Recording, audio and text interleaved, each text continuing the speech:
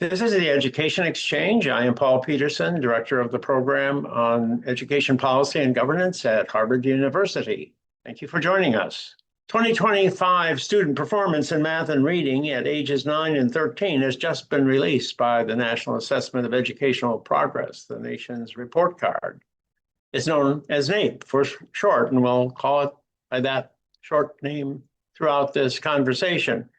Younger children are doing better than 3 years ago, the report tells us, but older children are not. That's it in a nutshell, but to discuss the findings and to probe deeper into them, I have with me on the Education Exchange, Marty West, the vice chair of the board responsible for overseeing the survey. He's also the academic dean at the Harvard Graduate School of Education. Marty, thank you for joining our listeners on the Education Exchange. It's great to be with you, Paul. So, Marty, my first question for you is, what's the biggest surprise in this? What did you find the biggest surprise in the data that you looked at? I think I was most surprised by the good news that has been hard to find in recent years, looking at trends in performance for American students as measured both by the NAEP program and by other assessments. But here we did see clear evidence of progress among 9-year-olds, gains of 4 points in both math and reading. And I was particularly surprised by the improvements that we saw for 9-year-olds in reading. If you'll recall, we had the main NAEP come out a year ago, which tested fourth graders in 2024. And when you compared their performance to 2022, you saw continued deterioration in their reading skills. So I was surprised to see evidence of progress for this similarly defined cohort of students when they were tested in 2025. So I was surprised by the good news. I think we need to give equal attention to the less positive news, which was that the scores for 13-year-olds were absolutely flat compared to the last time they were tested in 2023 and are still well behind where they were just prior to the pandemic and even further behind where they were in 2012. So there's certainly some hard news in these results as well, but I was surprised by the good. Well, trying to figure out the complexity, unpack the complexity of these results, good news and bad news, strikingly different results for those at age 9 and age 13. When I looked at this, I said, well, those at age 9 really weren't in school when COVID hit back in 2020. At least that's the way I interpret it, that they may have been in kindergarten, but they were not, in first grade. They were not being instructed. Whereas those at age 13, they were in, grade 4 or whatever, at that time, and that was just when you needed to, hone those skills, and those skills become extremely important. So, isn't this a COVID story here? COVID was bad, but if you manage to avoid going to school during COVID, you're going to be fine. I think that may be part of the explanation. You're correct that a bit more than half of the 9-year-olds would have been in kindergarten in March 2024, but a bit less than half wouldn't even have entered kindergarten at that time. And so presumably the disruption was less for them than for the 13-year-olds, most of whom would have been in grade 4 at the time of the school closures. And so I think that certainly could be part of the story, but we have to keep in mind that when we're thinking about recent trends in American education, that the story can't be only about COVID. Really, it's about what's been happening for more than a decade. 2012 is when we saw results peak on the long-term trend assessment that we're discussing the latest version of today. On the main NAEP, results peaked in 2013 or 2015, depending on the grade or the subject. So really, we need to be looking beyond the pandemic when we're trying to understand trends in achievement.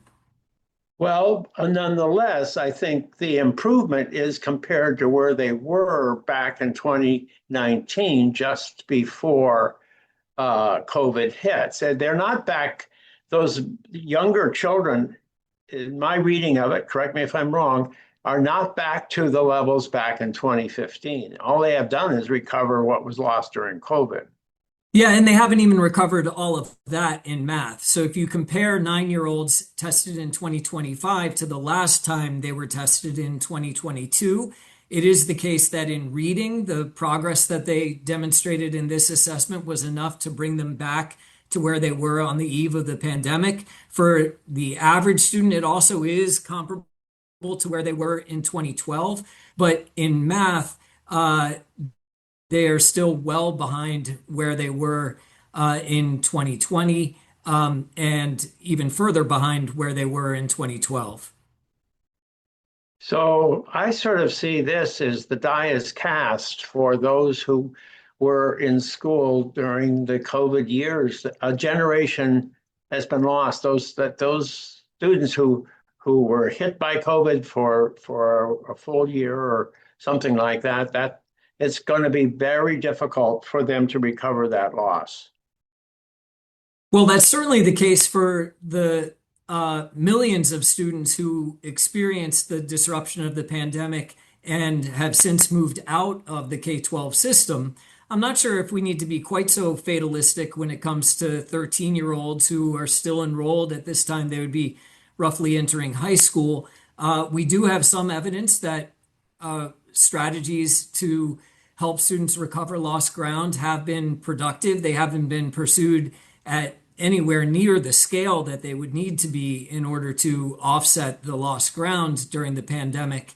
But again, I think this sort of obsession with thinking about the pandemic learning loss obscures the fact that students lost just as much ground in the years leading up to the pandemic as they did during the pandemic. And so we need to be thinking about strategies that will improve the quality of education delivered by our system, regardless of the disruption of the pandemic. Right. Well, the younger kids probably are not so affected by the cell phone. So if you're talking about children who are now being tested at age 9, they're in fourth grade or something like that.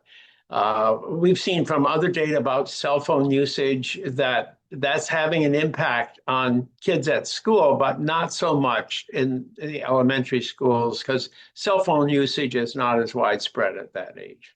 Yeah, I think that's a good observation for those of us like me who have tried to call attention to the potential role of social media and cell phones and the increasingly digital childhood that students are experiencing.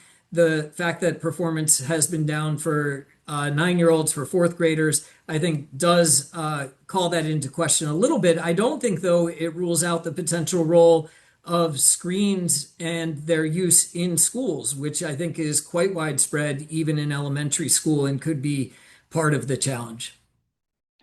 Well, let's break it out by categories. Do you see any regional differences? Is there a difference between the South and the rest of the country? Everybody's talking about the Southern miracle or the Mississippi miracle. Do you see anything that suggests that we have any regional differences? Well, one of the challenges with the long-term trend assessment is that the sample is much smaller since it's designed to provide data for the nation only than is the case for the main NAEP that's given every 2 years and provides information on the nation, but also state by state. So you only have about 8,000 students who are tested in each age and subject combination in the long-term trend. And that means that some of the subgroup comparisons that we often make with the NAEP are challenging to make with much precision. As I looked at the data region by region, I didn't find much in the way of different patterns. But again, I'm not sure that this is the best source to look for that type of variation. Well, how about the ethnic group variation? I'm sure you're going to tell me the same thing there, but do you see anything? Did you see any disproportionate improvement among Black students or Hispanic students relative to white students? How are the Asian students doing? Well, the data on race and ethnicity is actually a great illustration of the point that I was just trying to make about the limited use of the long-term trend assessment for subgroup comparisons. If you look at the data that NCES reports from the latest assessment, you actually see for each of the major racial and ethnic groups, you see essentially numerically the same pattern. They've all made improvements for 9-year-olds since 2022, but none of those changes are statistically significant. So we would actually say we didn't see statistically significant evidence for white students, for Black students, for Hispanic students, for Asian students. Yet we know that when you take all of those groups together and talk about the nation as a whole, we do see substantial and statistically significant progress. So I think it's a good illustration. I will say the subgroup pattern that I think is most useful and most interesting to look at with the long-term trend, I guess there are two. One is that we often like to look at the performance of higher achieving and lower achieving students. So students, for example, at the 90th percentile, at the 50th percentile, and at the 10th percentile, the very bottom of the achievement distribution. And was interesting about the gains for 9-year-olds that we saw in 2025 is that they were driven by larger gains for low achieving students. And that is a reversal of one of the more troubling trends in recent NAEP assessments, which is that the declines in achievement we've seen over the past decade have been largest for lower achieving students. So to the extent that this reflects a reversal of that trend, I think it is potentially quite noteworthy. Yes, The I second, agree with you, Marty. I think that is noteworthy, but I am going to come back to the COVID thing because it was the disadvantaged students that were harmed the most by COVID. So to see the greatest improvement in there makes me want to harp on the COVID story a little bit again. it was also the low achieving students who were most affected by the declines in achievement prior to COVID. Whatever the cause of those declines was felt disproportionately by lower achieving students as well. So that's a long-term trend at this point that I think it's quite noteworthy to see turn around. The other subgroup difference that I was going to call listeners' attention to is actually the difference between girls and boys. And There's been a lot of attention in recent years to the academic struggles of boys, but when you look at performance trends through and in the aftermath of the pandemic, you actually see girls experience larger declines, and their scores have been slower, rather, to recover. I don't think we have a great explanation for that, but that Well, is except something for that the we've fact seen. that women or young women, children, girls have suffered the most as a result of this dislocation, social and emotional dislocation. At least in my observation, this has had a bigger impact on females than males. I don't know if you think that is the case or not. I'm not sure if I know how to assess that for 9-year-olds, say. I think it's certainly the case that for older students, there's some evidence to suggest that girls have faced some pretty severe challenges, both from social media and from the isolation of the pandemic. That may be part of the story. But we're seeing this really across assessments by age in a way that I don't fully understand. Well, how about the gap between Catholic and public school students? Did that widen in this? Are Catholic schools doing better relative to the public schools? Those gains for 9-year-olds that I mentioned weren't evident if you break out Catholic schools separately. And so, in a sense, you see the gains for public school students, but not for Catholic school students. Again, though, I don't think we have adequate sample sizes to really call attention to that result. If you look at the data on Catholic schools over the course of the pandemic, you just see much more stable performance. They lost less ground and they've been sort of not recovering as rapidly, at least as judged by the long-term trend. But again, they're not recovering as much because they didn't lose much ground in the first place. Well, to change the subject slightly, the NCES says that enrollments, and this just came out today, so that's something that I just took special notice of. It says that enrollments have dropped by 2.8% or 1.4 million students compared with the fall of 2019. So this is the first official NCES data that we have on what's been happening to student enrollments in our public schools since 2019. What's your assessment of that statement? Well, I'd want to know a little more than what you've shared right now. And in particular, I'd be interested in how much of that reflects just some demographic changes we've seen in terms of the slowing of the birth rate. But it's clearly the case that we've Well, that's the seen dominant factor. Yeah, that's the birth rate. Yeah, the fertility rate has declined in the period, and these kids are now entering school, so that's a 5-year delay between yeah. the decline in fertility, but it's now impacting. Yes. Yeah, and I think another part of that story is that there's been a shift outside of the traditional public sector into the homeschooling and the microschooling world. And that's something that will affect our ability to measure progress with assessments like NAEP that don't include homeschooled families. And that's something that the program is thinking about and needs to be thinking about going forward. Well, you've been mentioning the difference between the main NAEP and the long-term trend NAEP, and we haven't really gone into that, but I think some of our listeners would like to know what in the heck this is all about. Are there two different types of NAEP surveys, and why in the world did this National Assessment of Education Progress, and you're the vice president of the governing board, so I'm going to hold you accountable for this. Why do you have two different NAEPs? Yeah, so the long-term trend and what we refer to as the main NAEP differ in several key respects. The most fundamental is that the long-term trend, as much as possible, has tried to keep the assessment as and the conditions under which students take the assessment as closely matched as possible to exactly how things were done when the assessment was first launched in 1971 in reading and 1973 in math.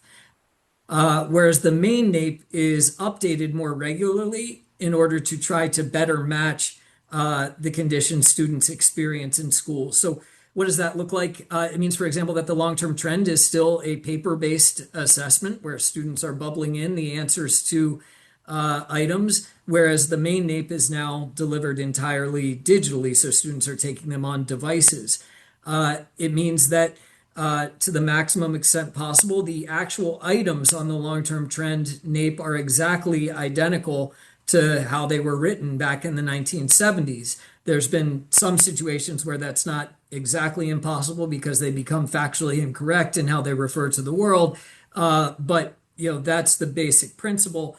Whereas the main NAEP, again, is regularly updated to make sure that it corresponds with how students are engaging with content in their schools. I mentioned that the long-term trend is age-based, tests 9, 13, and sometimes 17-year-olds, whereas the main NAEP is grade-based, looking at grades 4, 8, and 12. And then I also mentioned that the long-term trend is conducted for the nation only rather than also providing information on the performance of each state. And then finally, the frequency of the assessments differs. The main NAEP, Congress mandates that we administer it every 2 years. Congress also mandates that we administer the long-term trend assessment program, but it allows the National Assessment Governing Board, on which I serve, to determine the frequency of the assessment, and that typically is less frequent than the every 2 year cadence of the main NAEP. Okay. So that's all very precise, and I'm sure that's very valuable information. But in the big picture, Yeah. aren't they just the same thing? I mean, you get more detail from the one than the other, but aren't they still measuring trends over time? They are, and they're using two really different philosophies about what's the best way to measure trend and to make sure that scores are comparable over time. Is that best done by sort of locking the assessment in amber and carrying it forward, even though the world has changed around it? or is that best done by, again, regularly updating the assessment to make sure that it matches what students have been exposed to? And arguments can be made for both of those approaches. The long-term trend, because the main NAEP was only started in the 1990s, also allows us to look at performance over a substantially longer period of time. For example, we can look with these latest results and see that despite the recent declines I've been talking about, that 13-year-olds at least are performing substantially higher than they did back in the 1970s. And, so that's a useful affordance that the long-term trend provides that the main NAEP at this point does not. So which do you believe? If you were going to get rid of one of these things, say there was a person in the White House by the name of Donald Trump, just for example, who said you got to get one of these because two of the same thing is too much, and he isn't going to be persuaded by your subtlety. So which one do you get rid of? I want to say that first that I have zero evidence to suggest that anyone in the White House or elsewhere in the current administration is thinking about that type of choice or forcing it on the program. I will say that for any short period of time, I think the best way to be able to preserve trend or maintain trend as we talk about it, which is so vital to the National Assessment of Educational Progress. It's what allows us to speak about progress or the lack thereof. We want to be able to compare scores from these assessments given in different years. If you want to do that over any short period of time, say a decade, the best way is to follow the philosophy of the long-term trend, which is to keep everything exactly the same. I think once you start looking over much longer periods of time, multiple decades, you begin to worry about whether that approach may not be the most reliable and may have some weaknesses that the approach that the main NAEP takes is designed to address. And so I guess if you force me to only pick one program rather than the other and maintain it over time, I would go with the main NAEP. But as a researcher, as someone who enjoys looking at data, I certainly appreciate the opportunity to look at both of them.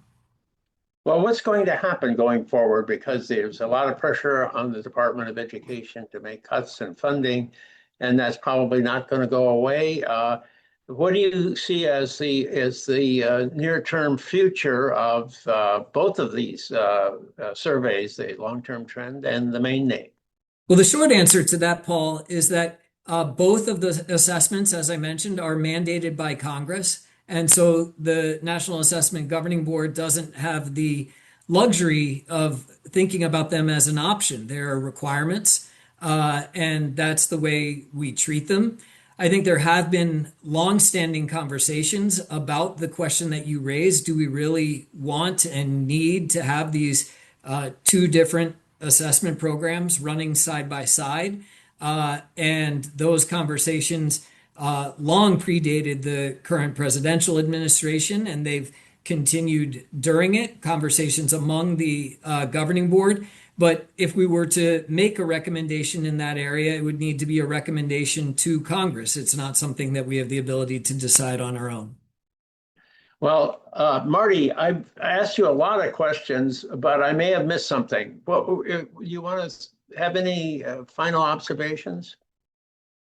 I think my final observation, I started with the good news for 9-year-olds because I think that is what is most striking in these results against the backdrop of what we've seen recently. But I think we need to place as much, if not more, emphasis on the results for 13-year-olds who have flatlined over the past 2 years and are substantially behind where they were on the eve of the pandemic and even further behind where they were in 2012. And I think we need to act on those results by not considering them a lost cause, as you might have suggested, but realizing that we do have both time and the opportunity and proven strategies to help them get back on track. Well, thank you, Marty. Thank you for joining us on the Education Exchange. It's been a pleasure. Thanks, Paul. I've been speaking with Martin West. He's the Dean of the Harvard Graduate School of Education. He's also the Vice Chair of the National Governing Board for the National Assessment of Educational Progress. And I think you can tell from his responses today just how valuable it is to have somebody as knowledgeable and as authoritative as he's serving on such a key position at a time when the testing regime in the United States is undergoing a lot of scrutiny. So thank you all for joining me, and thank you, Marty, for joining me on the Education Exchange. I am Paul Peterson. Please join me every Monday when another Education Exchange podcast is released on the Education Next website at noon Eastern Time.